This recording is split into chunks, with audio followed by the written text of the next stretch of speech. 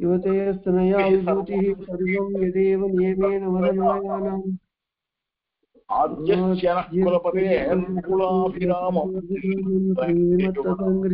ప్రణమామి మూర్ధ్నా భూతం సరశ్చ మహదాహ్వయం విట్టనాద సాంగ్రేణుపరకాలయతీంద్రవిశ్రాన్ శ్రీమత్పరాంకుశమునిం ప్రణతోస్మి నిత్యం. శ్రీమదష్టాక్షరీం క్షేత్రనిలయం కరుణానిధిం శ్రీమద్వైకుంఠనారాయణం సదా సముపాశ్రయే.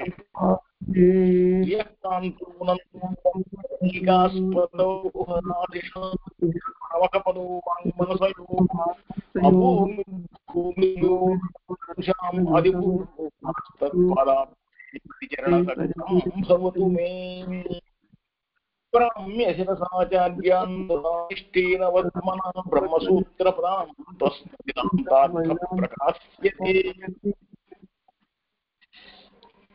శ్రీమతి రామానుజాయ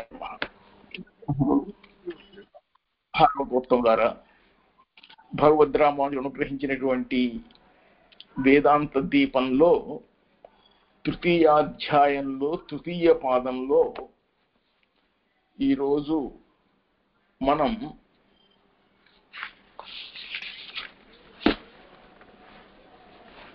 405వ సూత్రం. ఏమిటి 405వ సూత్రంలో అని అంటే దీన్ని శరీరే భావాధికరణం అని ఉన్నారు. శరీరే భావాధికరణం అని అంటే ఇక్కడ అన్ని విద్యలలో కూడాను పరమాత్మ శ్రీమన్నారాయణునికే ఉపాస్యత్వం చెప్పబడింది. అంటే ఉపాసింపదగినటువంటి వారు ఎవరిని ఉపాసించాలి అని అంటే సమస్తమునకు మూల కారణభూతుడైనటువంటి ఏష సర్వభూతాంతరాత్మ అపహత పాప్మ దివ్యోదేవ ఏకో నారాయణ అని చెప్పి నిర్ణయం చేశారు. కాబట్టి నారాయణుడే ఉపాస్యత్వము అని చెప్పారు. అయితే అలాగే జీవాత్మను కూడా అనుసంధానం చెయ్యాలి అన్న సంగతిని కూడా తెలియజేస్తున్నారు. అని అంటే మనం తెలుసుకోవాలి అని అంటే ముందుగా ఏం తెలుసుకోవాలి? పరమాత్మ గురించి తెలుసుకోవాలి అని అంటే ముందు మనం ఎవరమో మనకు తెలియాలి కదా ఫస్ట్. కాబట్టి జీవాత్మ స్వరూపాన్ని గురించి తెలుసుకున్నట్టుగానే జీవాత్మలో అంతర్యామి అయి ఉన్నటువంటి పరమాత్మను తెలుసుకోవాలి. అంతేకాని జీవాత్మను గురించి తెలుసుకోకుండా పరమాత్మను మనం ఎలా తెలుసుకుంటాం? కనుక జీవాత్మతో కూడి ఉన్నటువంటి జీవాత్మకి అంతర్యామిగా ఉన్నటువంటి పరమాత్మను ఉపాసన చెయ్యాలి అని చెప్పటం ఈ శరీరే భావాధికరణంలో ఉన్నటువంటి పిండితార్థం. దాన్ని ఎలా చేస్తున్నారు అనంటే ప్రత్యేగాత్మన ఆత్మతయా హి పరమాత్మ ఉపాస్య ఉపాసకస్య అపి స్వరూపం ఉపాస్య ఉపాసన స్వరూపవత్ జ్ఞాతవ్యం ఇత్యుక్తం త్రయాణాం ఇత్యాదిన వక్ష్యతే చ ఆత్మేతి తూపగచ్చంతి ఇది తత్ర కిం ప్రత్యేగాత్మనః శరీరే వర్తమానస్య కర్తృత్వ భోక్తృత్వాది విశిష్టం రూపం అనుసంధేయం ఉత ప్రజాపతి వాక్యముదిత అపహత పాప్మత్వాది గుణకం యథావస్థితం రూపం ఇది సంశయః. ఏదే ముందు చెప్పంగానే సూత్రానికి అర్థం చెప్పంగానే వెంటనే ఏమంటారు? ఇక్కడ ఒక సందేహం అండి అని అంటారు అనమాట. ఆ సందేహంలో కూడాను ఏది కాదో దాన్నే ముఖ్యము అని చెప్పని అంటారు పూర్వపక్షకారులు. శరీరంలో ఉండేటువంటి ఈ ఉపాసకుడైనటువంటి జీవుని యొక్క భావాత్ అంటే ఆ కర్తృత్వాది విశిష్టత్వంతా కలిగినటువంటి కర్తృత్వ విశిష్టమైనటువంటి ఆత్మస్వరూపమే పరమాత్మ స్వరూపమే మనకి అనుసంధానం చేయదగినది అనేది ఏకే అని అంటే కొందరు అంటున్నారు. అలా అని చెప్పని అంటున్నారు. ఎట్లా? ఏక ఆత్మన శరీరే భావాత్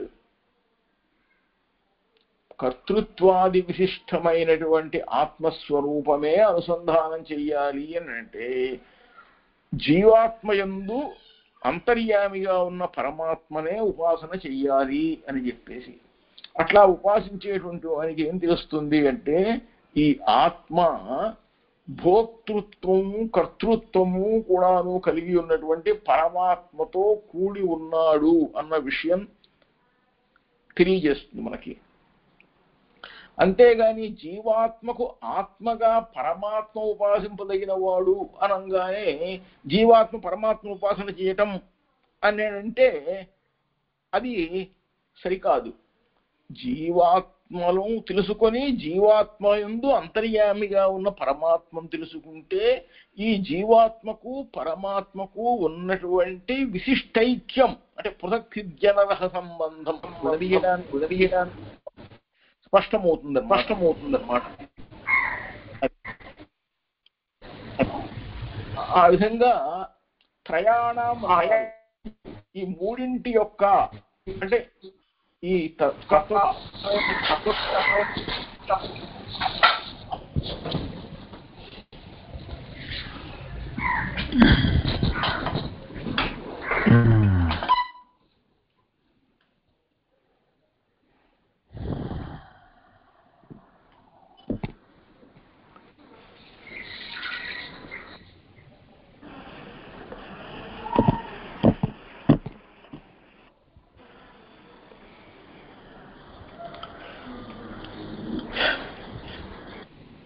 ఆత్మేకి ఉపగచ్చంతి అంటే తనకు ఆత్మ పరమాత్మ అంటే ఎవరు? ఆడియన్స్ మ్యూట్ చేయండి, అది రీసౌండ్ వస్తున్నది.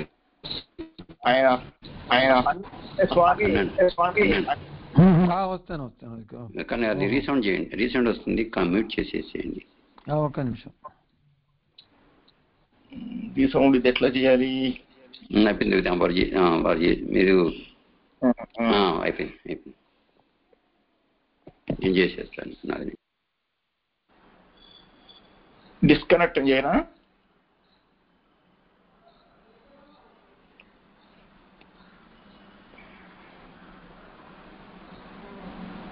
అయిపోయింది, అది వారు చేసుకున్నారు.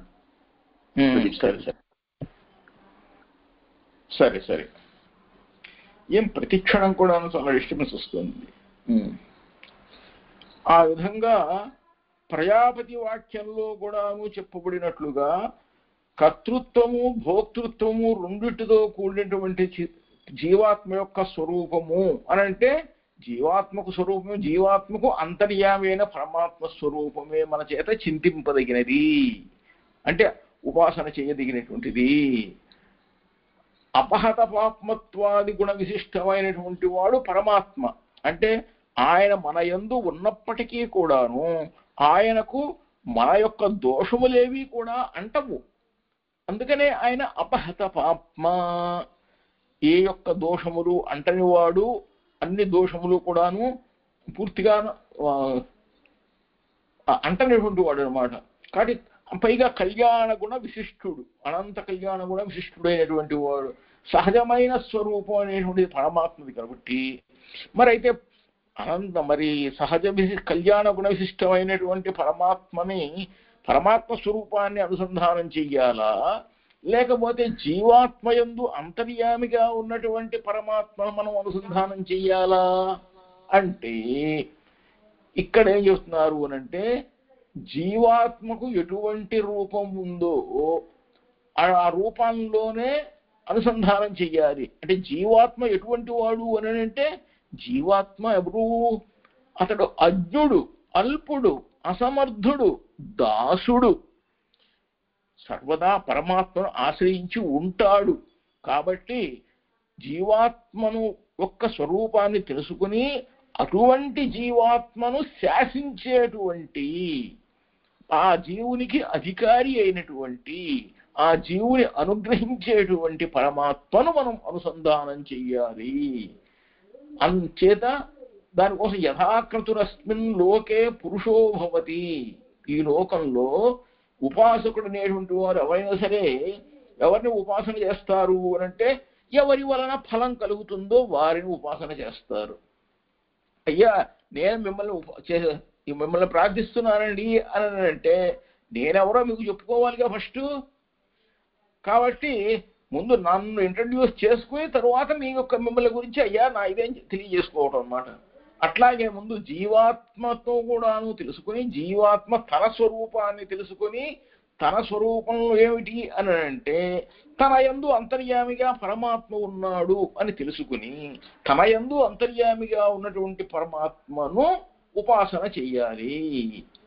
ఈ వాక్యం తం యథా ఉపాసతే, ఆ పరమాత్మ ఎలా ఉపాసిస్తున్నాము అని అంటే ఇక్కడ పరమాత్మ ముఖ్యమైన విషయం. కానీ ఈ శరీరంలో ఉన్నటువంటి ఆయన నేనే కర్తని నేనే భోక్తని అని అనుకుంటే పొరపాటు అవుతుంది మళ్ళీ.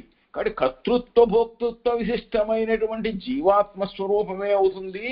కాబట్టి కర్తవరు అంటే జీవాత్మయే, భోక్తవరు అంటే జీవాత్మయే. కాబట్టి అటువంటి కర్తాభోక్త అయినటువంటి జీవాత్మను గురించి అనుసంధానం చేయాలి అని చెప్పి పూర్వపక్షం వాళ్ళు అంటున్నారు. దాన్ని ఎలా చెబుతున్నారో చూడండి. ఏమిటా ఇట్లా మరి వాళ్ళు వీళ్ళు ఎద్దులో ఎవరైతే ఏ రూపం ఇది ఉంటుంది అపసపాత్మత్వాలు గుణభవంతి ఎవరి సంశయం ఏమిటి అని అంటే దానికి పూర్వపక్షంలో అంట శరీరే వర్తమానస్య యాదృశం రూపం తదేవ అనుసంధేయం. అంటే శరీరంలో ఏముంటుంది జీవాత్మ ఉంటాడు. ఈ జీవాత్మ యొక్క స్వరూపం ఏదో దాన్నే అనుసంధానం చేయాలి అని అంటున్నాడు. ఇది పూర్వపక్ష. అంటే కర్మ విధిషు ఇవ ఉపాసన విధిషు అపి తావతా ఏవ సాధన అనుష్ఠాన ఫల అనుభవయోః సంభవాత్తు. యథా క్రతుః అస్మిన్ లోకే పురుషో భవతి ఇతి తు తం యథా యథా ఉపాసితః ఇది అయన ఐకాధ్యాత్ పరమాత్మ విషయం. జీవాత్మ పరమాత్మ ఒకటే కాబట్టి జీవాత్మకు పరమాత్మకు కూడా అద్వైతం ప్రతిపాదింపబడింది కాబట్టి శరీరంలో ఉన్నటువంటి జీవాత్మనే మనం ఉపాసన చేయాలి అని పూర్వపక్షం చెబుతుంది. అనే పూర్వపక్షం చెబితే సిద్ధాంతం చెబుతున్నారు. అట్లా కాదండి. తత్వమసి సత ఆత్మ అంతర్యామ్యమృతః ఇది ప్రత్యేగాత్మనః ఆత్మతయా ఏవ పరమాత్మ ఉపాస్యః ఇది ప్రత్యేగాత్మనః స్వరూపం అపి ఉపాస్యాంతర్గతం. పరం జ్యోతిః ఉపసంపద్య స్వేన రూపేణ అభినిష్పద్యతే ఇది యథావస్థిత ఆత్మస్వరూపస్య ఏవ బ్రహ్మానుభవః ఫలం ఇత్యతః యథాక్రతుః అస్మిన్ లోకే పురుషో భవతి ఇది న పరమాత్మమాత్ర విషయం అపితు ప్రత్యేగాత్మ ఆత్మభూత ఉపాస్య విషయం. ఇది ప్రజాపతివాక్య ఉదితం యథాస్థిత స్వరూపమేవ అనుసంధేయం. అన్యథా ప్రాప్య ఉపాస్యయోః ప్రకారభేదాత్తు యథా క్రతురస్మిన్ ఇది విరుధ్యతే. యజేత స్వర్గకామః ఇత్యాది కర్మవిధౌ కర్తృస్వరూప అనుసంధానం న సాధనాంతర్గతం ఇది విశేషః అని చెప్పి చెప్పేశారు అన్నమాట. ఇంతకీ సూత్రార్థం ఏమిటా? కర్తృత్వాది విశిష్టమేవా. మన చేత ఉపాసింపదైనటువంటి వాడు పరమాత్మ. అయితే ఆ పరమాత్మను అంతర్యామిగా కలిగి ఉన్నవాడు జీవాత్మ. కాబట్టి శరీరమునందు కలిగి ఉన్నటువంటి జీవాత్మ యొక్క అంతర్యామి అయిన పరమాత్మను మనం అనుసంధానం చేయాలి అని చెప్పేసి అంటున్నారు. ఇది ఏకమన్యం ఒకళ్ళంటూ కొంతమంది తెలుసు అనుకుంటున్నారు అట్లా. శరీరే వర్తమానస్య ఉపాసితు ఆత్మనః లాభావాత్తు అని. అంటే తత్వమసి ఆ పరమాత్మకుడు ఆ పరమాత్మను నీయందే కలిగి వాడివైనావు నీవు. సత ఆత్మ అంతర్యామ్యమృత, ఆ పరమాత్మ నీకు అంతర్యామి అయినప్పటికీ ఆ పరమాత్మ ఏ దోషములు అంటనటువంటి వాడు అని. ఆ ఆత్మ అనగానే ఈ పరమాత్మ ఉపాస్యుడు కాబట్టి, ప్రత్యేగాత్మకు ఆత్మ అంటే పరమాత్మ, జీవాత్మకు ఆత్మ పరమాత్మ కాబట్టి ఆయన ఉపాస్యుడు కాబట్టి జీవాత్మ స్వరూపం కూడాను మనం తెలుసుకోవాలి. జీవాత్మ స్వరూపం తెలిస్తేనే జీవాత్మకు అంతర్యామి పరమాత్మ స్వరూపం తెలుస్తుంది. పరంజ్యోతిరుపసంపద్య స్వేన రూపేణ అభినిష్పద్యతే అంటే ఆ పరంజ్యోతి స్వరూపుడైనటువంటి పరమాత్మను పొందిన తరువాత తన యథార్థమైన నిజరూపం చేత అతను అభివ్యక్తం అవుతున్నాడు, స్పష్టంగా తెలియబడుతున్నాడు. ఓ నేను పరమాత్మ యొక్క దాసుడను అని చెప్పేసి ఆ విధంగా యథార్థమైనటువంటి ఆ స్వరూపం తెలిస్తేనే ఈ పరమాత్మ అనుభవ ఫలం అనేటువంటిది సిద్ధిస్తున్నది. యథాక్రతురస్మిన్ లోకే పురుషో భవతి అన్న చోట పరమాత్మ మాత్రమే విషయం కాదు, జీవాత్మయందు అంతర్యామి అయినటువంటి పరమాత్మ విషయం. కాబట్టి ప్రత్యేగాత్మకు ఆత్మగా ఉన్న పరమాత్మోపాస్యమే విషయము అని చెప్పి అనుసంధానం చేయాలి. అలా చేయకపోతే ప్రాప్యానికి ఉపాస్యానికి కూడాను ప్రకార భేదం ఏర్పడుతుంది. కాబట్టి యథాకృతురస్మిన్ అనేటువంటిది విరుద్ధమైపోతుంది. అప్పుడు యజేత స్వర్గకామ అన్నప్పుడు కూడా స్వర్గాన్ని కోరేటువంటి వాడు యజ్ఞాన్ని చేయవలను అంటే అప్పటికి కర్మ విధిలో కర్తృత్వ రూపం అనేటువంటిది అనుసంధానం సాధనాంతరం కాదు అని చెప్పే భావన వస్తుంది. కాబట్టి ప్రజాపతి వాక్యంలో చెప్పడం విధంగా ప్రత్యేగాత్మకు అంతర్యామి అయినటువంటి పరమాత్మ యొక్క స్వరూపాన్ని అనుసంధానం చెయ్యాలి. వాడి జీవాత్మతో కూడిన పరమాత్మను అనుసంధానం చేస్తేనే పరమాత్మ యొక్క మన స్వరూపం మనకి ఈ జీవాత్మకి తెలుస్తుంది అన్నమాట. వ్యతిరేకస్తద్భావ భావిత్వాన్నాతు ఉపలబ్ధివత్ అని చెప్పి తర్వాత సూత్రంలో అన్నారు. అంటే నా కర్తృత్వాది విశిష్టం అనుసంధేయం అపితు సాంసారిక స్వరూపాత్ ముక్తస్వరూపస్య యః వ్యతిరేకః సహ అనుసంధేయః కుతః తథా ఉపాసన భావభావిత్వాత్ వ్యతిరిక్త స్వరూప ప్రాప్తేః యథాక్రతుః అస్మిన్ లోకే పురుషో భవతి ఇతి ఆహ ఉపలబ్ధివత్ యదా బ్రహ్మస్వరూప ఉపలబ్ధి యథావస్థిత బ్రహ్మానుసంధానయుక్తస్య ఏవ తథా ఆత్మా ఉపలబ్ధి అపి.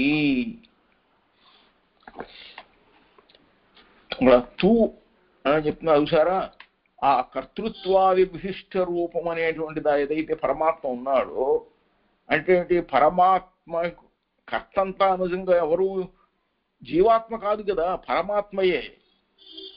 కాదు వ్యతిరేక సాంసారిక స్వరూపం కంటే కూడాను ముక్త స్వరూపంలో అంటే ఈ జీవుడు యొక్క స్వరూపము అంటే ముక్త స్థితిలో జీవుడు స్వరూపం ఎట్టా ఉంటుంది, సాంసారిక జీవ స్వరూపం ఎట్టా ఉంటుంది అని అంటే ఆ ఇద్దరికి వ్యత్యాసం ఉంది, భేదం ఉంది. కాబట్టి ఆ రెండిట్లో ఏది అనుసంధానం చేయాలి అని అనుకుంటే తద్భావ భావిత్వాత్ వ్యతిరేక స్వరూప ప్రాప్తి అనేటువంటిది ఎట్లా మనకు ఉపాసనమో అలాగే కలుగుతుంది. కాబట్టి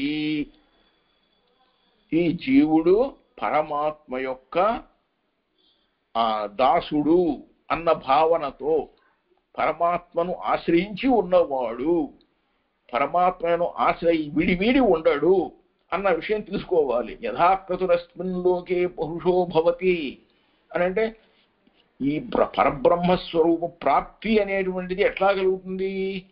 యథావస్థిత బ్రహ్మను ఏ విధంగా ఉన్నాడో పరమాత్మ ఆ విధంగా ఉన్న పరమాత్మను అనుసంధానం చేసేటువంటి వాళ్ళకు మాత్రమే అలా జీవాత్మ ప్రాప్తి కలుగుతుంది. ఆ జీవాత్మను గురించి తెలుసుకుంటే కానీ జీవాత్మ యందు ఉన్నటువంటి పరమాత్మను స్థితి కలగదు అని చెప్పి దానికి తరువాత దానికి అనుబంధంగానే తర్వాత అధికరణం కూడా చెప్పేది ఉండే అంగావబద్ధాధికరణం అని చెప్పని అన్నారు. అంగావబద్ధాధికరణం అనంటే ఈ ఇంతకుముందు చెప్పిన అధికరణంలో చెప్పినట్టుగా పరమాత్మ ఉపాస్యము ఎక్కడెక్కడైతే ఉంటాడో అక్కడక్కడల్లా కూడాను, అంటే ఆయన అంతటా ఉంటాడు, కానీ ఎక్కడైతే మనం ఉపాసన చేస్తామో అక్కడక్కడల్లా కూడాను మనకి శుద్ధమైనటువంటి జీవాత్మకు ఉపాస్యత్వం చెప్పబడింది. శుద్ధమైన జీవాత్మ ఎప్పుడవుతాడు? జీవుడు మరి సాంసారిక బుద్ధయ్యేవాడు శుద్ధుడు ఎట్ట అవుతాడు అని అంటే అతను పరమాత్మను గురించి తెలుసుకున్నప్పుడు అవుతాడు. కనుక ఈ శుద్ధమైనటువంటి అంటే పరమాత్మ గురించి తెలుసుకోవాలి జిజ్ఞాసతో కూడినటువంటి వాడు ఉపాసన చేస్తాడు. ఆ జిజ్ఞాస లేనివాడు ఉపాసన చేయలేరు కదా, చెయ్యరు కదా అసలు. కాబట్టి ఏ ఏ శాఖల్లో ఎక్కడెక్కడ మనకి ఈ ఉద్గీత విద్య అనేది ನಾವು చెప్పుకున్నాం కదా నిన్న, ఆ ఉద్గీత విద్య ఇట్లాంటి చూడను ఎక్కడెక్కడ ఇది చెప్పబడిందో అక్కడక్కడల్లా కూడాను చెయ్యాలా, లేకపోతే ఎక్కడ ఒకటి చేస్తే చాలా అనేటువంటి ఒక సంశయాన్ని తీసుకొచ్చి పెడుతున్నారు మళ్ళీ అధికరణంలో. అందుకని చెప్పేసి అంగా అని చెప్పేసి అంగావబద్ధాస్తు నా శాఖాసు హి ప్రతివేదం అని అంటారు. అంగావబద్ధాః అంటే ఓమిత్యేతత్ అక్షరం ఉద్గీతం ఉపాసీత ఇది ఉద్గీతాదికర్త్వంగాశ్రయాః ఉపాసనాః శ్రూయంతే తాః కిం యాసు శాఖాసు శ్రూయంతే తాసు ఏవ వ్యవస్థితాః ఉత సర్వాసు శాఖాసు సంబద్ధాః ఇది సంశయః. శాఖాసు స్వరభేదాత్ ప్రతిశాఖం ఉద్గీతభేదేన యత్ర యత్ర శ్రూయంతే తత్ర ఉద్గాధేః సన్నిధానాత్ తేనైవ అన్వితాః వ్యవస్థితాః ఇది పూర్వపక్షః అంటున్నారు. ఎట్లాట ఏమండి, అన్ని శాఖల్లోనూ ఒకే రకంగా మనకి స్థిరంగా ఒకే పద్ధతిలో లేవు, విడివిడిగా ఒక్కొక్క రకంగా ఉన్నాయి. ఆ కారణం చేత ఈ ఉద్గీతాలతో ఉద్గీత విద్య అనేటువంటిది దాదాపు జాతీయంగా ఉంటుంది.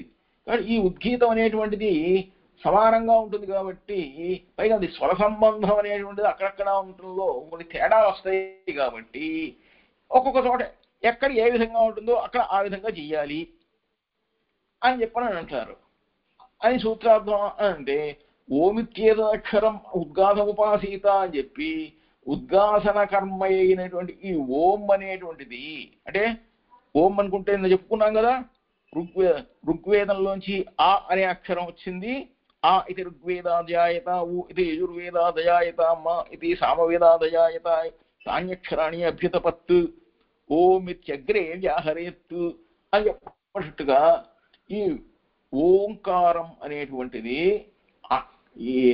ఏదైతే ఉందో దాన్ని ఉపాసించాలి. కాబట్టి అది ఉపాసించినట్లయితే 3 వేదాలని ఉపాసించినట్టు అవుతుంది. కాబట్టి అందులో ఈ ఉద్గీతాది విద్య కర్మాంగాలు ఏవైతే ఉన్నాయో ఇవి కూడా వినిపిస్తున్నాయి. కాబట్టి ఇప్పుడు ఇక్కడ ఉద్గీతాది ఉపాసనలు మనకు విషయంగా తీసుకుంటే ఆ ఉపాసనలు ఏ ఏ శాఖలో ఎక్కడెట్లా ఎలా వినిపిస్తున్నాయో అలా చెయ్యాలా, అన్ని ఒకసారి చేస్తే సరిపోతుంది ఒక చోట అని చెప్పి మళ్ళీ సందేహం వస్తుంది.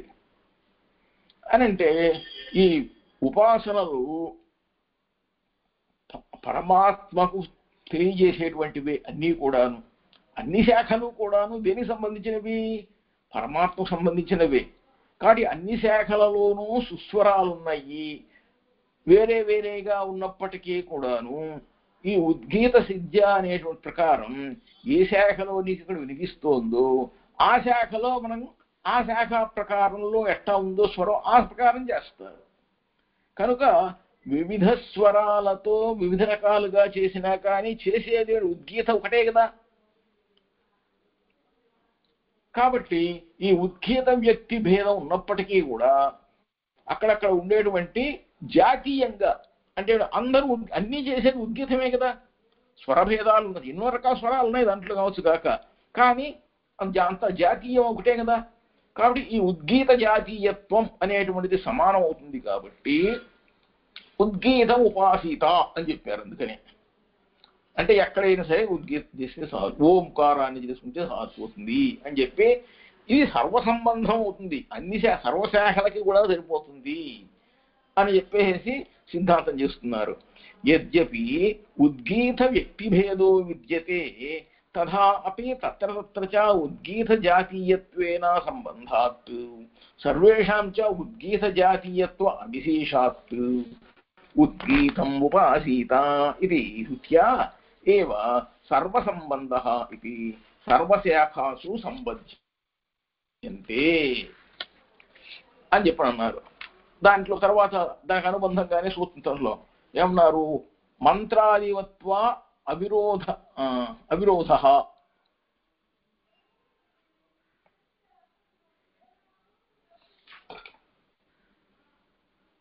మంత్రాదివద్వ అవిరోధ అంటే ఏమంటున్నారు, ఈ వా అనే శబ్దం ఏమిటి ఇక్కడ వికల్పార్థం అన్నమాటది.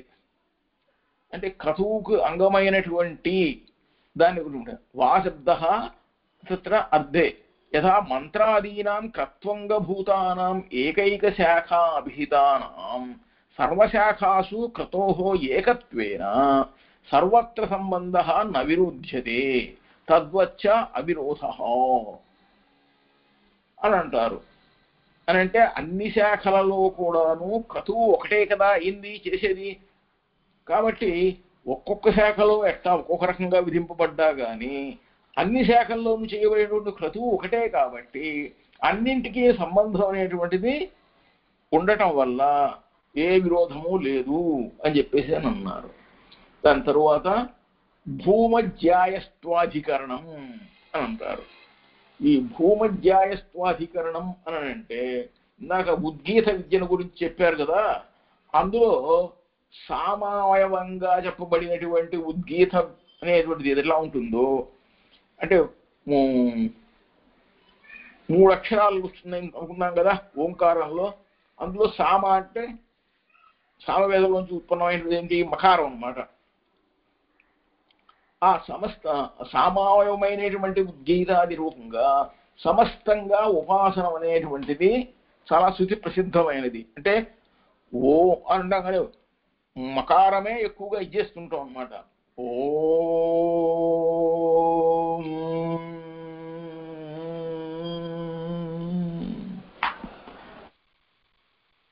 విధంగా వైశ్వానర విద్యలో కూడా సమస్త ఈ ఉపాసన చేసేయాలా, లేకపోతే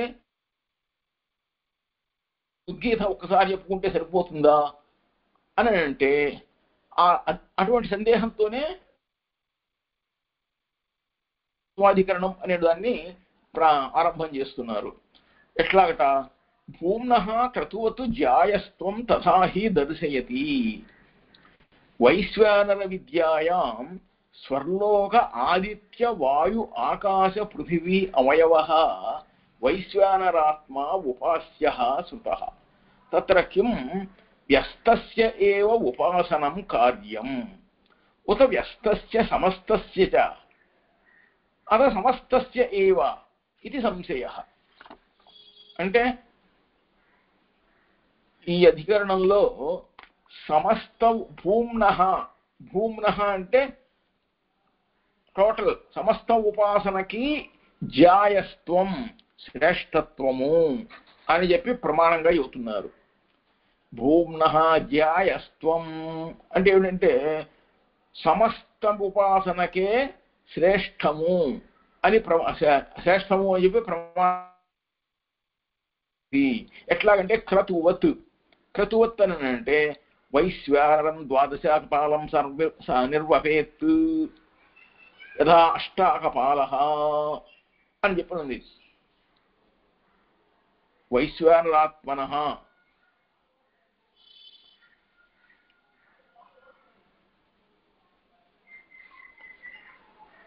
ఆత్మానం వైశ్వానరం సంప్రతి అధ్యేషితం ఏవా నో బ్రూహి ఇత్యారభ్య వైశ్వానరాత్మనః స్వర్లోకాది పృథివ్యంతానాం మూర్ధాది పాదాంత అవయవత్వం అభిధాయ యస్తు ఏతమేవం ప్రాదేశమాత్రం అభివిమానం ఆత్మానం వైశ్వానరం ఉపాస్తే సహ సర్వేషు లోకేషు ఇది ఉపసంహారాత్ ఏకస్య ఏవ వైశ్వానరాత్మనః త్రైలోక్య శరీరస్య పరస్య బ్రహ్మణః ఉపాసనం విధాయ ఫలంచ సర్వేషు ఆత్మసు అన్నం అస్తి ఇతి తత్ యథేషికాతూలం అగ్నౌ ప్రోతం ప్రదూయేత ఏవం హాస్య సర్వే పాప్మానః ప్రదూయంతే ఇతి చ సర్వేషాం ఆత్మనాం అవిశేషేణ భోగ్యభూతం పరం బ్రహ్మ అనుభవతి తత్ విరోధినశ్చ సర్వపాప్మనః దహతి ఇది ఉక్తమితి గమ్యతే అతః ఏకవాక్యత్వాత్ సమస్తస్య ఏవ ఉపాసనం కార్యం. ఎంత చక్కగా చెప్పేశారు సమాధానం. ఈ ఎన్ని చోట్ల ఎన్ని రకాలుగా చెప్పినప్పటికీ కూడాను అన్ని చోట్ల ఉపాసింపబడేటువంటిది వైశ్వానరాత్మ పరమాత్మయే కదా. కాబట్టి ఇందులో సంశయంలో చెప్పేది ఉంది. సంశయం ఏముంటారంటే ఉపాసన అనేటువంటి సమస్తంగా చేయాలా విడివిడిగా చేయాలా అని అంటాయి కూడా. ఔపమన్యవ అని అంటే ఓ ఔపమన్యప ఓ ఔపమన్యుడా నువ్వు దేనిని ఆత్మగా ఉపాసిస్తున్నావు అని అంటే దివమేవ భగవో రాజన్ అన్నట్ట. అంటే అయ్యా రాజా నేను స్వర్గాన్నే ఉపాసన చేస్తానండి అని అన్నాడు. అందువల్ల స్వర్గలోకం మొదలుకొని ఈ పృథివీ వరకు కూడాను సమస్త వైశ్వానరాత్మకు శిరస్సు మొదలుకొని పాదం వరకు కూడాను మొత్తం ఒక అవయవంగా చెప్పి అక్కడక్కడ విడివిడిగా ఉన్నటువంటి వాటికి కూడాను ఉపాసన ఫలంగా చెప్పటం చేత ఎస్తు ఏతమేవం ప్రాదేశమాత్రం అభిమానం ఆత్మానం వైశ్వానరం ఉపాస్తే అన్నారు. అంటే ఎవరైతే ఈ అంతటా వ్యాపించి ఉన్నారో అంతటా వ్యాపించి ఉండటం చేత ఆ మరలా అంతటి విభు పరిమాణం కలిగి ఉన్నారు. వైశ్వానరం విశ్వమంతా వ్యాపించి ఉన్నటువంటి సకల అందరకు జీవులకు కూడా నియమించినటువంటి వాడైనటువంటి ఆత్మానం ఆ పరమాత్మను ఏవం ఈ విధంగా ప్రాదేశమాత్రం అంటే ఈ ఒక దివ్యోక ఒక ప్రదేశంలో మాత్రమే అన్నట్టుగా ఉపాస్తే ఉపాసించున్నా ఓ నువ్వు అని చెప్పి అంతటా ఉండేటువంటి పరమాత్మను ఒక చోటనే ఉండి చిన్న ప్రదేశంలో నువ్వు ఎట్లా ఉపాసన చేస్తావు అని అంటే దానికి ఈ సద్విద్యాది బ్రహ్మ విద్యలన్నీ కూడాను ఈ పరమాత్మ ప్రాప్తి ఫలాన్ని ఇచ్చేటువంటివి అంత గొప్పవి అవి. సర్వత్ర వ్యాప్య స్థిత అంతరా వ్యాపించి ఉండేటువంటి పరమాత్మని ఒకచోట అనువంత ప్రదేశంలో ఉండి మనం ఉపాసన చేసినా కూడాను లభ్యమవుతాయి. ఎట్లాగు అని అంటే చూపితివట నీ నోటను బాహుడే 14 లోకములు అన్నట్టుగా శ్రీకృష్ణ పరమాత్మ నోట్లో ఏదన్నా నీ నోరు చూపమన్నగా అంత మను తింటున్నాడు కదా ఏంటి నోరు చూపుతుంటే లేదమ్మా అని చెప్పాడు. అదిగో ఏదో పెట్టుకుంటున్నా నోరు తెరిచి చూపించు అని అంది. అంటే 14 లోకాలు కనిపించేసేసినాయి. ఏమిటండి మేము వింటున్నాం కాబట్టి మీరు చెప్పేస్తున్నారు. 14 లోకాలు అంత పెద్దవి చిన్న నోట్లో ఎలా అనిపిస్తున్నాయండి అని అంటే అదే ఆ దర్శనం అయిపోయిన వాళ్ళకి ఆవిడకు నమ్మింది. ఆవిడకే తెలుస్తుంది ఎలా కనిపించినాయో. మనకెలా తెలుస్తుంది? తెలుస్తుంది. ఎప్పుడు తెలుస్తుందంటే అది సత్యం. యశోదమ్మకు శ్రీకృష్ణుని యొక్క బాలకృష్ణుని నోటిలో 14 లోకాలు కనబడ్డాయి అన్నది మనం విశ్వసిస్తే మనకి తెలుస్తుంది. ఎంత గొప్ప చూడండి. ఆ యొక్క సూత్రార్థంలోనే నిజంగా ఎంత గొప్పగా చెబుతున్నారో చూడండి. ఒక అగ్నిహోత్రంలో నువ్వు ఏ ఫలం కలిగినా కానీ ఎన్నెన్నో కోరికలు ఉంటాయి.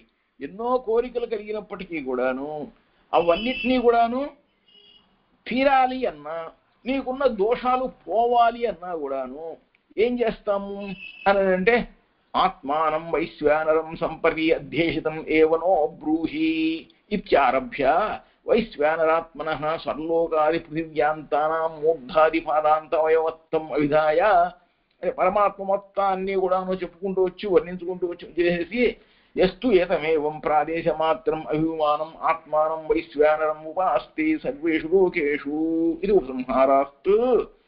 కొంచెం ఇక్కడ ఉన్నదానికి చెప్పాం. ఏకస్యేవ వైశ్వానరాత్మనః త్రైలోక్య శరీరస్య పరస్య బ్రహ్మణః ఉపాసనం. ఒకచోటే ఉన్నవాడు పట్ల త్రిలోకములందు కూడా వ్యాపించి ఉన్నటువంటి వాడు. ఈ విధంగా సర్వేషు ఆత్మసు అన్నం అత్తి. మరి ఒకచోట ఉండి అణువు ఎందుండి అంతటా అన్ని లోకముల ఎందు ఉన్నటువంటి వాడు పరమాత్మ ఒక జీవాత్మలో ఉండటమే కాదు, అన్ని ఆత్మల యందు కూడా తాను అంతర్యామిగా ఉండి అన్నమత్తి వాడు చేసేవన్నీ కూడా స్వీకరిస్తున్నాడు. అంటే ప్రతి జీవాత్మలో కూడా అంతరాత్మగా పరమాత్మ ఉన్నారు కదా. తత్ యథేషికా తూలం అగ్నిప్రోతం ప్రదూయేత ఏవం హాస్య సర్వే పాప్మానః ప్రదూయంతే. ఆ విషయం తెలుసుకుని విశ్వాసం ఉంచి ఎవరైతే పరమాత్మను ఆ విధంగా తెలుసుకుంటారో వాళ్ళందరి యొక్క పాపాలు దోషాలు అన్నీ కూడాను ఎట్లా అంటే అగ్నిలో పడ్డటువంటి దూజుల్లాగా ఎగిరిపోతాయి అంతే.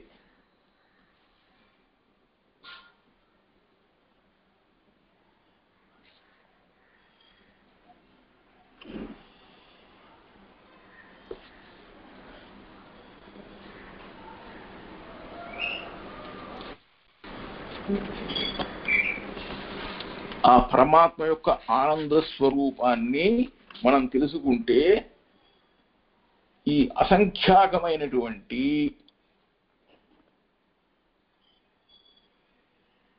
అన్నీ కూడాను దోషాలన్నీ కూడా అగ్నౌ ప్రోతం అగ్నిలో వేసినటువంటి ఈశీకతూలం అంటే ఏంటి, ఒక దూది పింజల్లాగా ప్రదూయేత నశించిపోతాయో.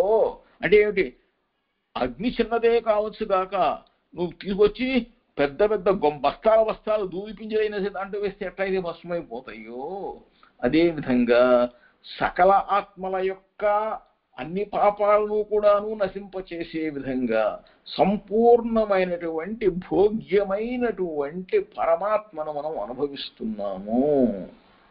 దానికి విరోధంగా ఏం చేస్తున్నాడు అని అంటే, దానికి పరమాత్మను మనం అంగీకరించకపోతే తెలుసుకోకపోతే కష్టం, కానీ మనం ఆ విషయాన్ని తెలుసుకుని ఆయన కనుక ఎప్పుడైతే దాసుపడుతున్నామో అప్పుడు మనకి అవిరోధంగా వెంటనే ఏం జరుగుతోంది, ఆ ఉపాసకుని యొక్క సమస్త పాపాలు నశిస్తున్నాయి. అందరూ కూడా సంపూర్ణమైన భోగ్యాన్ని పరమాత్మ ఆనంద స్వరూపుడైన పరమాత్మను అనుభవిస్తున్నాము, అన్ని పాపాలు దహించబడుతున్నాయి అని తెలుస్తోంది. దానివల్ల ఏం తెలుస్తోంది, వైశ్వానరం ద్వాదశ కపాలం నిర్వవేత్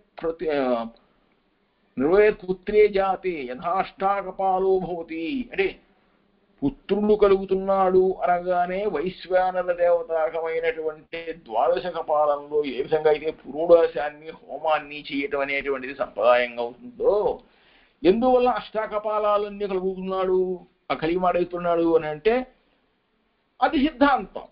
అదేవిధంగా ఎన్ని చేసినా అది పరమాత్మకు సాధ్యం కాబట్టి ఒక్కడే అన్నింటినీ నిర్వహించగలుగుతాడు కాబట్టి అది పరమాత్మకు సంభవం అని చెప్పేసి ఈ అష్టాకపాలో భవతి వైశ్వానరం ద్వాదశ కపాలం నిర్వపేత్తు పుత్రే జాతి అష్టాకపాలో భవతి ఇత్యాది వద్ద ద్రష్టవ్య, ఆ విధంగా తీసుకోవాలి అని చెప్పి. అష్టాదశ కపాలం అంటే ఏం స్వామి?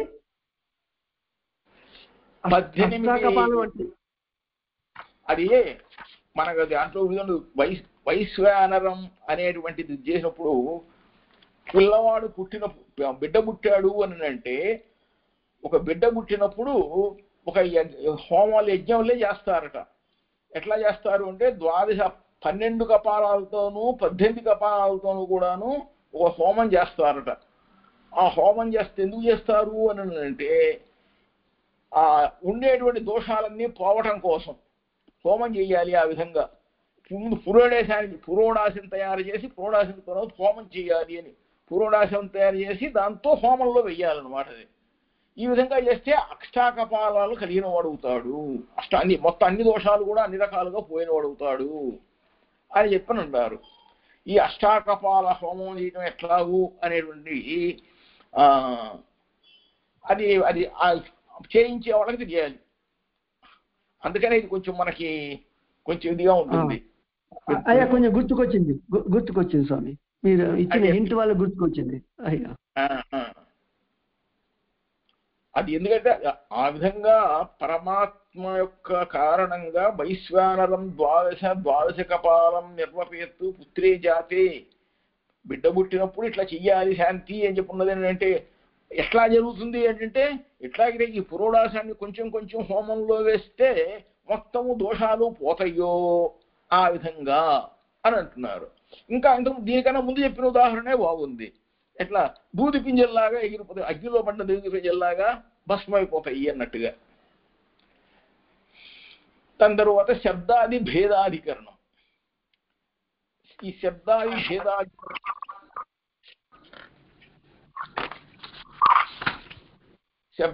భేదాధికరణంలో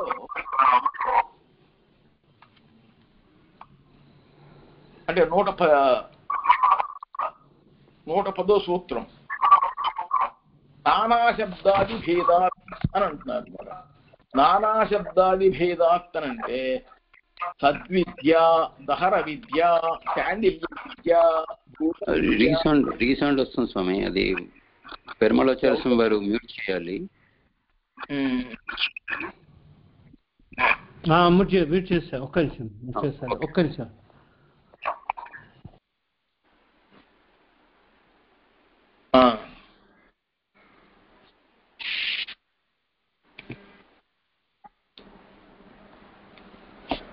ఒక ప్రశ్న అడగాలని, ఈ ద్యులోకం అంటే ఏంటిదో అడగాలని నేను అన్మ్యూట్ చేశాను. అది మీరు అది అడగకముందే ద్యులోకం అంటే ఏంటిది అడిగండి. ద్యులోకం అంటే ఇప్పుడు ఈ ద్యులోకం అనేది ఎక్కడ ఉంటుంది, అది ఎట్లా స్వర్గలోకానికి భిన్నంగా ఏంటిది అది ద్యులోకం అంటే? ద్యులోకం అని ఇందాక దీంట్లో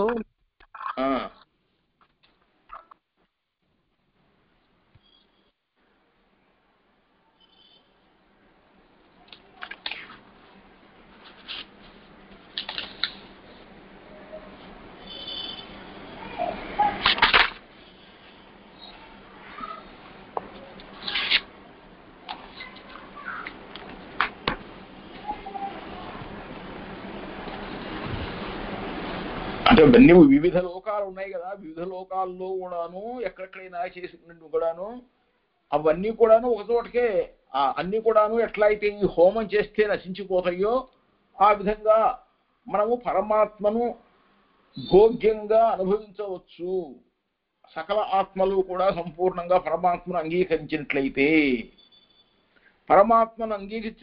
పరమాత్మకు మనం ఈ పరమాత్మను మనం పొందాలి అని అంటే ఈ దోషాలన్నీ పోవాలి కదా, మనకి పాపాలన్నీ పోవాలి. కాబట్టి ఆ పాపాలన్నీ కూడా దహింపబడిపోతాయి మనకి. ఈ విధంగా దీన్ని పూర్తి చేసిన తర్వాత శబ్దాది భేదాధికరణం అని అంటున్నారు. శబ్దాది భేదాధికరణం అని అంట్లో ఇవి అందుకని చెప్పేసి భగవద్రామానులు కూడా చాలా సంగ్రహంగానూ చెబుతారును, అలాగా పై చెప్పుకుంటూ వెళ్ళిపోతారు అనమాట. ఇదంతా పూర్వమీమాంస విషయాలు ఇవన్నీ. శబ్దాది భేదాధికరణంలో ఇంతకు ముందు చెప్పినటువంటి ఈ విద్యా విషయం ఏదైతే ఉందో దాని గురించే చెబుతారు. మళ్ళీ ఇక్కడ సర్వ విద్యా విషయము అంటే అర్థం ఏమిటండి, ఎట్లా తెలియజేస్తారు అని అంటే నానా శబ్దాది భేదాత్ అన్నారు. అంటే ఈ విద్యలు చాలా ఉన్నాయి. ఏమిటవి? సద్విద్య, దహర విద్య, శాండిల్య విద్య, భూమ విద్య ఇత్యాదిగా బ్రహ్మోపాసన రూపా, వీటన్నిటినీ కూడా బ్రహ్మ విద్యలు అని అంటారు. బ్రహ్మప్రాప్తి ఫలాహ, ఇవన్నీ కూడా ఎన్ని రకాల విద్యలైనా కానీ బ్రహ్మప్రాప్తిని కలిగించేటువంటివి.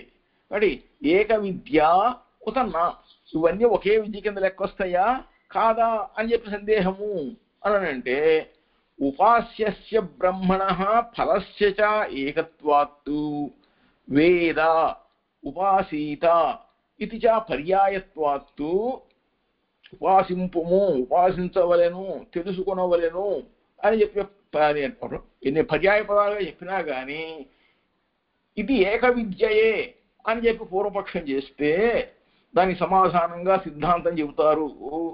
బ్రహ్మణః ఏకత్వే అపి జగదేక కారణత్వ అపహత పాప్మత్వాది అనుబంధ భేదహేతుభిః పూర్వకాండ ఉదిత అనుబంధ భేదహేతుభిః శబ్దాంతరాదిభిః ఏవ అనుబంధ భేదాత్ నానాభూతాః ఇది రాద్ధాంతః అన్నారు. అంటే ఈ సద్విద్య భూమ విద్య అనేటువంటివి రెండు కూడా వేరు వేరు విద్యలు అన్నీ కూడా. శబ్దాది భేదాత్ అంటే పరమాత్మ ఒక్కడే అయినప్పటికీ కూడాను ఆయనకి ఈ భూమ విద్యలోను అపహత పాపత్వాదులు ఇత్యాదులు అంటే ఏ పాపం ఏ దోషము లేనటువంటి వాడు అని ఈ శబ్దభేదం వల్ల మనకి తెలుస్తుంటుంది. కాబట్టి ఈ ఆది అని చెప్పడం ఇత్యాది అంటే మొదలైన అంటే ఇంకా చాలా ఉన్నాయి అని చెప్పుకుంటాం కదా. అదే ఈ ఆది శబ్దం చేత అనేక బ్రహ్మ విద్యలు అన్నిటినీ కూడాను ఈ సద్విద్యాది విద్యలు అని అంటుంటారు అనమాట. సద్విద్యాది విద్యలు అంటారు అనమాట. ఆ విధంగా పరమాత్మ రూపములైనటువంటి పరమాత్మ ప్రాప్తిని కలిగించేటువంటి సద్విద్య, దహర విద్య, శాండిల్య విద్య, భూమ విద్య ఇవన్నీ ఒకే విద్యలేనా లేకపోతే విడివిడిగా ఉన్నాయా అని సంశయం అని అంటే దానికి ఉపాస్యమైన విద్యలు ఎన్నైనప్పటికీ కూడాను ఉపాస్యమైనటువంటి పరమాత్మ ఒక్కడే కాబట్టి ఆ పరమాత్మనే నువ్వు వేద ఉపాసీత అని చెబుతున్నాం కాబట్టి అన్ని విద్యల్ని కూడాను ఏక విద్యగా భావించాలి అని చెప్పి పూర్వపక్షం చేస్తా. అంటే అయ్యా అట్లా కాదండి, పరమాత్మ ఒక్కడే అయినప్పటికీ కూడాను జగదేక కారణత్వం సమస్త జగత్తుకు కూడా తనొక్కడే కారణభూతుడు. కారణాలనే ఉండదు, నిమిత్త కారణులు ఆయనే, సహాయక కారణభూతులు ఆయనే, అన్ని రకాల కారణం ఉపాదాన కారణం ఆయనే అవుతారు. కానీ ఈయన పరమాత్మ జగదేక కారణముత్వం ఉన్నది.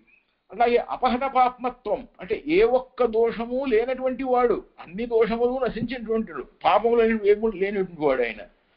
కాబట్టి ఈ అనుబంధ హేతు అంటే ఏమిటి? ఏ దోషములు లేనివాడు, ఇంకా సమస్త జగత్తుకు కూడా కారణభూతమైన వాడు, అనంత కళ్యాణ గుణమైనటువంటి వాడు అని ఇట్లా పరమాత్మ యొక్క గుణ విశిష్టత్వం తెలియజేస్తుంది. కాబట్టి వీటన్ని ఒకదానికి ఇంకోదానికి అనుబంధం అయితే ఉంది కానీ ఇవి వేరువేరుగానే ఉంటాయి. ఎందుకంటే ఒక్కొక్క కళ్యాణం కూడా ఒక్కొక్క విశేషాన్ని తెలియజేస్తుంటుంది కాబట్టి అని చెప్పి సిద్ధాంతం చేస్తారన్నమాట. కాబట్టి ఏ విద్యాభేదమైనప్పటికీ కూడాను అది సిద్ధమైనట్లయితే పరమాత్మ ప్రాప్తికి కారణమైనటువంటి ఈ వేదాంత జిజ్ఞాసను తెలియజేసి ఆ విధేయాన్ని ప్రదర్శించటమే దాని యొక్క తత్వార్థం అని అన్నారు అన్నమాట. దాని తర్వాత వికల్పాధికరణం అన్నది అంటారు. అంటే ఈ పరమాత్మ ప్రాప్తి ఫలంగా కలిగినటువంటి అంటే పరమాత్మను పొందటమే ముఖ్య ఫలంగా కలిగి ఉన్నట్లయితే ఈ సద్విద్యాదులు వీటన్నిటికీ కూడాను నానాత్వం చెప్పబడింది. అంటే మరి చాలా అనేక బ్రహ్మ విద్యలు చెప్పారు కదా, దహర విద్య ఇత్యాది. వీటన్నిటికీ సముచ్చయంగా అన్నీ కలిగి ఒకటిగా ఉంటాయా లేక వికల్పంగా ఉన్నాయా అని చెప్పి ఇక్కడ సందేహం. ఆ సందేహానికి నివారణ తెలియజేస్తూ ఈ వికల్పాధికరణ చెబుతున్నారు. వికల్పలోక విశిష్ట ఫలత్వాత్. వికల్ప అంటే ఈ సద్విద్యాదులందరికీ కూడాను ఇది వికల్పము అంటే ఒక్కొక్కటి ఒక్కొక్క రకమైనటువంటిది. అవిశిష్టత్వాత్ ఫలం సమమైనటువంటిదే కానీ విద్యలు మాత్రం ఇన్ని రకాలుగా కలిగి ఉంటాయి. ఎట్లాగు అనంటే ఈ సద్విద్య బ్రహ్మ విద్య ఇవన్నీ కూడాను పరమాత్మ ప్రాప్తిని కలిగించేటువంటివే. అందువలన ఈ సద్విద్య అనేది భూమ విద్య అనేటువంటివి ఇవన్నీ ఒక పరమాత్మయందే మనకి సముచ్చయంగా ఉంటాయా అని అంటే పరమాత్మయందు సంభవమైనప్పటికీ కూడాను పరమాత్మయందు మనం అపేక్షతో చేసేటప్పుడు ఇవి పరమాత్మయందు సముచ్చయంగా కనిపిస్తుంటాయి. కాబట్టి పరబ్రహ్మానుభవ భూయస్త్వానుభవాపేక్ష చేత అంటే ఒక పరమాత్మలోనే సముచ్చయంగా మనకి సంభవిస్తున్నాం కాబట్టి అంటే ఇది ఒక పరమాత్మకే చెందుతుంది పరమాత్మ అని పూర్వపక్షంగా ఏమిటి అయ్యా దేశాన్ని బట్టి కాలాన్ని బట్టి స్వరూపాన్ని బట్టి అనేక రకాలుగా ఆనంద స్వరూపం అనేటువంటిది ఆనందం ఎట్లా కలుగుతుంది ఒక్కొక్క దేశంలో ఒక్కొక్క రకమైన ఆనందం కలుగుతుంది తింటే కలిగే ఆనందం వేరు వింటే కలిగే ఆనందం వేరు తెలుసుకుంటే కలిగే ఆనందం వేరు అది మనసులో నిలుపుకుంటే కలిగేటువంటి ఆనందం వేరు అయినప్పటికీ కూడా చివరికి అన్నీ కలిపి ఆనందం ఒకటే అన్నట్టుగా ఈ యొక్క అపరిచ్ఛిన్నమైనటువంటి ఆనంద స్వరూపుడు పరమాత్మ కనుక ఆ సమస్త విద్యలకు ఫలం పరమాత్మయే కాబట్టి ఒక ఆ పరమపురుషుడైన పరమాత్మ యందు విద్యలు ఎన్నైనా మనకి సిద్ధించినప్పటికీ ప్రయోజనం మాత్రం ఒకటే అవుతుందా అని అంటే ఆ ప్రయోజనాల్లో కూడాను తేడాలు ఉంటాయి ఎట్లా అంటే చింతకాయ ఎలా ఉంటుందండి పుల్లగా ఉంటుంది నిమ్మకాయ ఎట్లా ఉంటుందండి పుల్లగా ఉంటుంది ఇలా చూస్తే అలా పుల్లనిగా ఉండేటువంటి ఎన్నో ఉన్నాయి కానీ ఆ పుల్లదనంలో కూడా మళ్ళీ ఇంకా తేడాలు ఉన్నాయా లేవా నిమ్మకాయ పులుపు కన్నా చింతకాయ పులుపు వేరుగా ఉంటుంది ఆ విధంగా మనకి ఈ పరమాత్మ యందు విద్యలు వివిధ రకాలుగా ఉన్నట్టుగానే ఆ పరమ ఆనందాలు కూడాను వివిధ రకాలుగా అనుభవాలు కూడాను పరమాత్మకు ఫలంగా ఉన్నప్పుడు వివిధ రకాలుగా ఉంటాయి సకల విద్యలకు కూడా వీటన్నిటికీ వికల్పం అంటే వివిధ రకాలుగా ఉంటాయి అని చెప్పనంటారు అనమాట కామ్యాస్తు యథాకామం సముచ్చీయేరన్న వా పూర్వహేత్వాభావా అన్నాడు కామ్యాస్తు అంటే కోరిన కోరికలు పరమాత్మ ప్రాప్తికి వ్యతిరేకముగా మనకు ఎవరైనా సరే వాంఛించినట్లయితే ఆ విద్య అయితే యథాకామం అంటే వాళ్ళ ఇష్టం వచ్చినట్లుగా వాళ్ళకి సముచ్చీయేరన్ ఒక సముచ్చయంగా వస్తాయా అన్ని కలిసి ఒకే రకంగా వచ్చేస్తాయా యథాకామం లేక వాళ్ళకి ఇష్టం వచ్చినట్లుగా వస్తాయి అంటే నవా అంటే వాటిని వికల్పంగా చెప్పచ్చా వస్తాయే చెప్పచ్చా అవు అని చెప్పచ్చా అని అంటే ఈ అపరిచ్ఛిన్నమైనటువంటి ఫలహేతు ఏదీ లేదు అందువలన వాటిని గురించి వాళ్ళు చేసుకునే దాన్ని బట్టి వాళ్ళకి ఇచ్చేటువంటి ఆయన బట్టి ఇవన్నీ కూడాను అనుభూయస్వాపేక్షతో సముచ్చయానుభవంగా ఉంటాయి అని చెప్పని అంటారు అనమాట కాబట్టి వివిధ రకాలుగా వివిధ వ్యక్తులకి వివిధ రకాలుగా వాళ్ళు ఆచరించే వాటిని బట్టి వివిధ రకాలుగా పరమాత్మ అనుగ్రహిస్తూ ఉంటుంటాడు అని చెప్పి అన్నారు తర్వాత 108వది యథాశ్రమభావాధికరణం అనేటువంటిది ఈ అధికరణాన్ని గురించి తర్వాత కాలక్షేపంలో తెలుసుకుందాం శ్రీమతి రామానుజాయ నమః